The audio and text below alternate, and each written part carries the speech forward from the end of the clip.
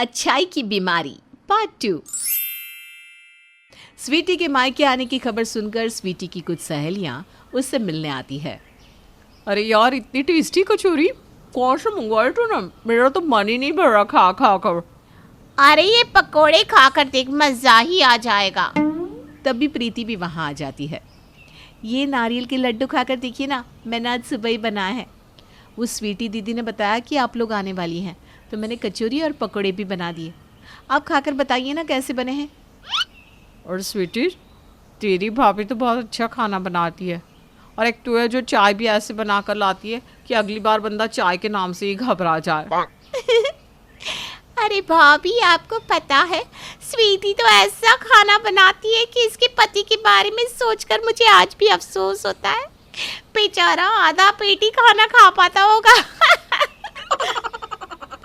चल चल स्वीटी, अब तू मायके आई हुई है तो प्रीति भाभी से ढंग का खाना बनाना सीख के ही जाना, शायद जीजू का जन्म सुधर जाए। इतना कहकर स्वीटी की सहेलियां ठहाके लगाकर हंसने लगती है। प्रीति की तारीफों के बीच होती अपनी बुराई से स्वीटी बुरी तरह चिढ़ गई थी। सहेलियों के जाने के बाद स्वीटी प्रीति के पास जाती है। अरे भाभी, आपको क्या पड़ी थी मेरी सहेलियों के लिए इतने कचौरी पकवान बनाने की? कोई भी ऐरा गहरा आएगा तो क्या आप 56 भोग बनाकर उनके सामने रख दोगी? लेकिन दीदी, वो आपकी सहेलियां थी, कोई ऐरी गहरी नहीं। मैंने तो सिर्फ इसीलिए उनके लिए ये सब बनाया ताकि आप खुश हो जाओ। उल्टा आप मुझे ही सुना रही हो। मेरी सहेलियों के सामने मेरा अपमान करके खुशी तो बहुत हो रही होगी आपको, हैं? खुशी क्यों नहीं होगी? तारीफ सुनने की आदत जो पड़ गई है, इसीलिए हर समय बस मौका ढूंढती रहती हो तारीफ पाने का। आपसे अच्छी तो प्रिया भाभी है, कम से कम अपने काम से तो काम रखती है। आपकी तो आदत है सबके काम के बीच अपनी नाक घुसाने की। अरे स्वीटी, क्या बात हो गई बेटा, क्यों इतनी नाराज हो रही हो? मम्मी, ये जो आपकी लाडली बहू है ना, इसने मेरी सहेलियों के सामने मेरी बेइज्जती करवा दी। इसके बाद स्वीटी पुष्पा को सारी बातें बताकर जोर जोर से रोने लगती है। अरे बेटा, इसने तो मेरे भी नाक में दम कर रखा है। कल सोसाइटी में औरतें बोल रही थी कि सास को देखो, कभी सीधे मुंह बात तक नहीं करती, और एक छोटी बहू है जो सोसाइटी की कोई भी बुजुर्ग औरत दिख जाए तो पैर छुए बिना नहीं रह सकती। अरे मैं पूछती हूँ, क्या जरूरत है फालतू में सबके पैरों में गिरने की? हम किसी से कम है क्या जो सबके पैरों में गिरते पड़ते रहे? ऐसी बात नहीं है माँ जी, किसी बड़े के पैर छूने से हम छोटे थोड़ी ना हो जाते हैं। ये तो अपने अपने संस्कार होते हैं। हाँ, संस्कारों की पोटली तो तू ही बांध कर लाई है ना अपने मायके से, और हम सब तो असभ्य हैं। क्या ठीक कहा ना? सास और ननद की इस तरह की बातें सुनकर प्रीति का दिल छलनी हो गया था। रुआंसी होकर वो अपने कमरे में लौट गई। अब वो पूरी कोशिश करती कि परिवार में किसी के भी बारे में ना सोचकर बस अपने काम से मतलब रखे, लेकिन अच्छाई तो मानो एक बीमारी बनकर उसके अंदर समाई हुई थी। न चाहते हुए भी जब बच्चे उसके सामने आते तो वो उन्हें उनकी पसंद का खाना बनाकर खिला ही देती। ननद को अच्छी तरह बेड रेस्ट मिलता रहे, इसलिए वो स्वीटी के कपड़े धोती, उसकी ज़रूरत का सारा सामान लाकर उसके कमरे में रख देती ताकि उसे यहाँ वहाँ दौड़कर परेशान ना होना पड़े। कुछ दिन बीत गए थे। आज सुबह से ही सासू माँ पुष्पा के चेहरे पर 100 गुलाबों की रौनक नजर आ रही थी। पुष्पा को उनकी सहेली अपूर्वा ने अपने जन्मदिन की पार्टी में जो बुलाया था। अपनी सहेलियों के बीच अपनी धौंस जमाने के लिए पुष्पा सुबह से ही तैयारियों में जुटी हुई थी। माँ जी लाइए, मैं आपको रेडी कर देती हूँ, आप पार्टी में सबसे सुंदर लगेंगी। अच्छा, अब तो इतना कह रही है तो कर दे, ठीक है, लेकिन ध्यान रहे मुझे ज़्यादा लीपा पोती नहीं चाहिए, बस नेचुरल सा लुक होना चाहिए। अरे माँ जी, आप बैठी तो सही, अभी आपको बिल्कुल चेंज कर देती हूँ। प्रीति पुष्पा का खूब बढ़िया सा मेकअप कर देती है। तभी ससुर जी घर के अंदर आते हैं। बेटा, जरा पुष्पा आंटी को तो बुलाना। अरे क्या बकवास कर रहे हो जी, मैं ही तो पुष्पा हूँ। अगर तुम ही पुष्पा हो तो फिर ये बूढ़ी घोड़ी लाल लगाम क्यों बनी हुई हो? कोई तुम्हें देखकर कह ही नहीं सकता कि तुम्हारी उम्र 65 साल है। अरे मैंने तो पहले ही कहा था प्रीति से कि मुझे ज़्यादा लीपा पोते पसंद नहीं, लेकिन ये मेरा मजाक उड़वाए बिना मानी नहीं।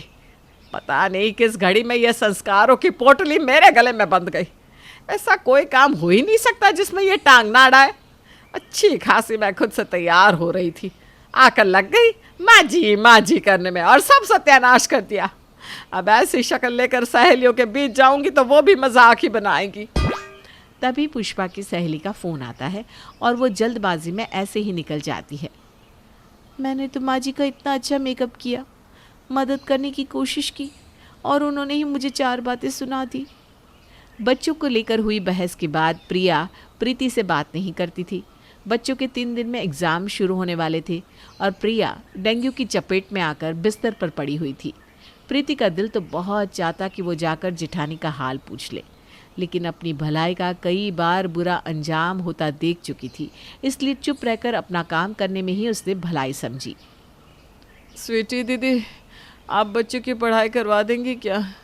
मेरी तो बिल्कुल हिम्मत नहीं हो रही, न जाने इस बार क्या होगा। मैं तो बिल्कुल समय ही नहीं दे पा रही बच्चों को। अरे भाभी, मैं यहाँ आराम करने आई हूँ, आप मुझे काम वाम मत बताइए। मेरे बस का नहीं है बच्चों के साथ दिमाग खपाना। काश कि मैंने उस दिन प्रीति को भला बुरा ना कहा होता तो आज वो बच्चों की जिम्मेदारी खुशी खुशी संभाल लेती। कितनी बुरी माँ हूँ मैं, अपने बच्चों के लिए कुछ नहीं कर पा रही हूँ। तभी प्रीति वहाँ आ जाती है। आप चिंता मत करिए भाभी, मैं अभी भी बच्चों की जिम्मेदारी खुशी खुशी संभालने के लिए तैयार हूँ। आप बस आराम करिए और जल्दी से ठीक हो जाइए। बच्चों की चिंता बिल्कुल छोड़ दीजिए, उनकी चाची है ना उनके पास। मुझे माफ़ कर दो प्रीति, तुम्हारी अच्छाई देखकर मुझे जलन होने लगी थी। मैं माँ हूँ तब भी मैं बच्चों के लिए इतना नहीं कर पा रही थी जितना तू चाची होकर कर लेती थी। इसलिए मेरे मन में तुम्हारे प्रति ईर्ष्या की भावना आ गई। मुझे चिढ़न होने लगी थी और इसीलिए मैंने तुमसे झगड़ा किया। अब जब बड़ी बहू को अकल आ ही गई है तो पुष्पा लगे हाथ तुम भी अपनी गलती स्वीकार करके बहू से माफ़ी मांग लो। मैंने कल सुबह ही तुम दोनों माँ बेटी की सारी बातें सुन ली थी। मैं जानता हूँ कि मन ही मन तुम भी छोटी बहू से कही हुई बातों के लिए परेशान हो। आप ठीक कहते हैं प्रीति बेटा, माफ़ करना। उस दिन तेरे मेकअप करने के बाद मैंने तुझे बहुत भला बुरा कहा, लेकिन मेरी सहेली के यहाँ सबको मेरा मेकअप इतना पसंद आया कि इतनी सारी औरतों में मुझे ब्यूटी क्वीन का अवार्ड भी मिला। ये देख, मुझे इनाम में ये पेंडेंट मिला है। ये ले, ये पेंडेंट मेरी तरफ से तू ही रख ले, तू ही हकदार है इसकी। मैंने आपकी बातों का बुरा नहीं माना माँ जी, आप तो मेरी माँ समान हो। आपकी बातें मैं दिल से नहीं लगाती। मेरे इतना भला बुरा कहने के बाद भी आपने एक भी दिन मेरा ख्याल रखना नहीं छोड़ा। समय पर खाना, समय पर दवाइयाँ, मेरे कपड़े धोए, ज़रूरत का हर सामान ला कर दिया। माँ से ज़्यादा आपने मेरा ध्यान रखा। आप इतनी अच्छी कैसे हो भाभी? आज के ज़माने में इतना अच्छा कौन होता है? आपको उस दिन भला बुरा कहने के बाद हर दिन मैं आपको देखकर पश्चाताप की आग में जली हूँ। प्लीज़ माफ़ कर दो। बेटा, तेरी सास और ननद तो बहुत पहले ही तुझसे माफ़ी मांगना चाहते थे, लेकिन हिम्मत नहीं कर पा रहे थे। इसलिए आज जब प्रिया बहू को तुझसे माफ़ी मांगते देखा तो मैंने इन दोनों को भी बुला लिया। आपने बहुत अच्छा किया पिताजी। मिलजुल कर रहने में जो मज़ा है वो किसी और बात में कहाँ। इसी बात पर मैं खीर बनाकर सबका मुंह मीठा कराती हूँ। प्रीति के इतना कहते ही सब ठहाका लगाकर हंसने लगते हैं, क्योंकि ये अच्छाई की बीमारी अभी भी प्रीति का पीछा नहीं छोड़ रही थी।